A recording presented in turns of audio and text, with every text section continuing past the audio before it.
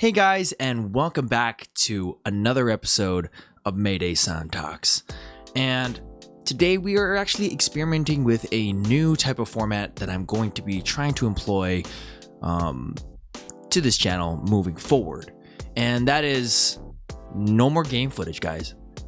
We're going to get straight to it. We're going to get right into the nitty-gritty of just me on the camera doing the podcast, so you guys know that it's me live right now. Got the camera here. It's just me, okay? I know that a lot of you don't really like when I talk about video games on this channel, so I've actually created another channel, a third channel called Maydaysan Gaming, and now all the gaming commentary is going to be moving onto there. I'm going to make this channel more about the topics that we want to hear about in Japan. Controversial topics that no one wants to speak about, topics that you all want to speak about, and of course have you guys on the show. So I hope you guys enjoy this new format. If you want to subscribe to the gaming channel, I'm going to be using that as my little passion project, talking about Call of Duty and mobile gaming and Maple Story. All that fun stuff's going to be on there, so please feel free to subscribe to that.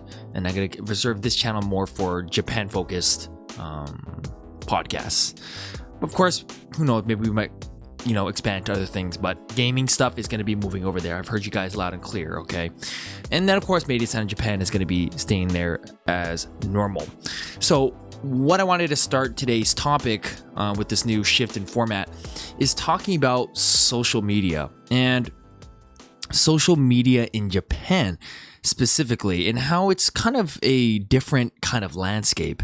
And something I've noticed over the years of being in Japan is that they kind of view social media a little bit differently than we do as Westerners. And one of the big differences I've noticed in the difference between Japanese people using social media and Westerners using social media is this idea of anonymity. And we as Westerners like to use social media to kind of show our individuality, to show our interests, show our hobbies, show what we like, and really express how we feel about certain things, and making ourselves known. And I am guilty of one of that. Like, I use social media to make myself known to the world. And the Japanese, they tend to look at it a little bit differently. I did a little bit of research on this, and I came across an article from medium.com, and it says this right here. Japan, let me bring it up here. Japan is generally a face-to-face driven culture where reputation precedes individualization. A strict set of cultural norms have set the basis for encouraging creativity and individuality as long as it goes through a certain set of rules first. As a result, the idea of having an individual voice online can be relatively limited for those looking to maintain a specific reputation or persona. So this is very interesting here, because even with all the changes happening, in the world with social media and people expressing themselves and people having their own voice, especially in America with the LGBTQ community and what am I trying to say here? The unspoken minority, and everyone's kind of rising up now. That's kind of something that you think would happen in Japan too, and it does to an extent with the Kutu movement. And a bunch of other things, like current things now, but like the Olympics and stuff like that. But this is very interesting because, additionally, in Japan, they have made significant progress in the last couple of decades. The internet at one time was perceived with more skepticism by older generations as it was originally adopted by a younger and angsty crowd.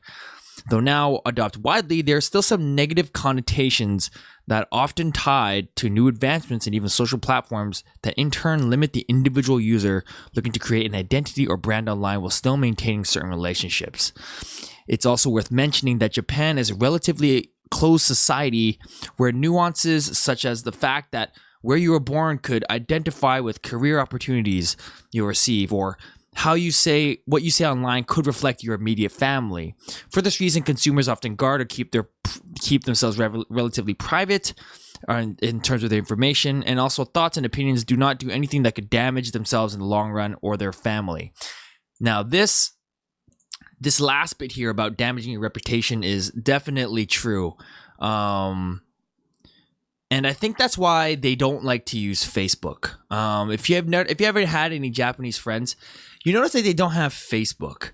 I think the big reason for that, from this article here, and just kind of common sense, if you understand Japanese culture, is that it's really exposing, I guess, because you have to use your real name, and the whole idea is to kind of just let people into your life and know what you're doing.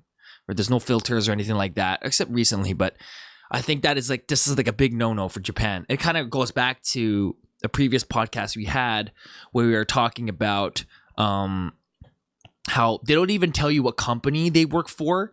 Like, you'll know what company they work for, but they won't say it because they don't want to affect the reputation for that company, just in case word gets out. And I understand that from a Japanese person's perspective, because mans are really, really how I gotta say, like, they use a lot of their social status to really almost bully their underclassmen and kind of control and use their power harassment to kind of, influence their decision making.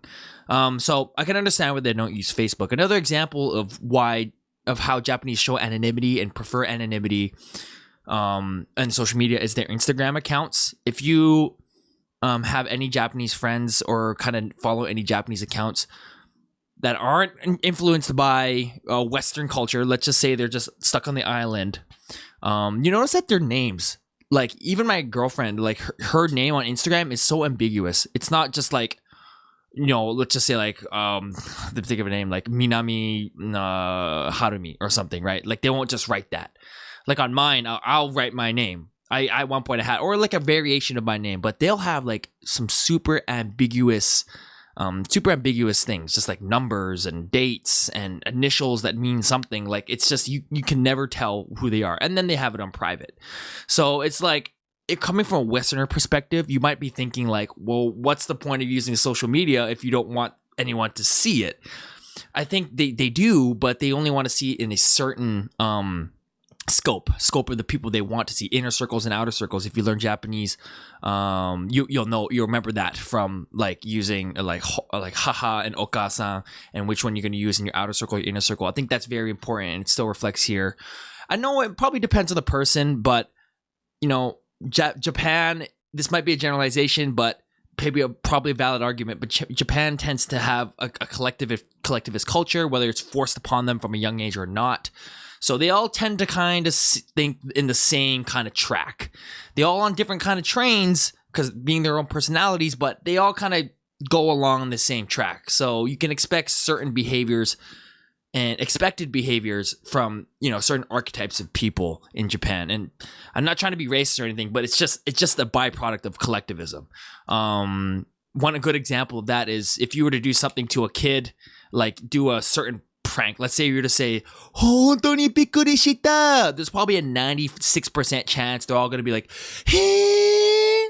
Like, if you were to go to Gaikoku or something like that, every kid that has a different background, so you can't expect anything, right? But anyway, we're getting off track there. Just want to say that they all have similar behaviors. And kind of moving forward to that point of anonymity, the Japanese also don't like to use microphones on gaming. Like on the gaming video that I made, they don't use microphones and one of the commenters on that video was talking about how they don't like to use their voice and kind of show their opinions that way. I do know that they like to use text chat, and their usernames are also, again, mysterious. You can't tell who they are. Also, I noticed with like Twitch and live streaming and YouTube, you're aside from like Hajime Shacho and the big guys and the big Ekelin, they usually wear a mask, they wear glasses, they wear a hat, you can't see their face, or they use a vocoder or something. They're trying to disguise themselves in some way because they know that someone is going to use that against them in the future.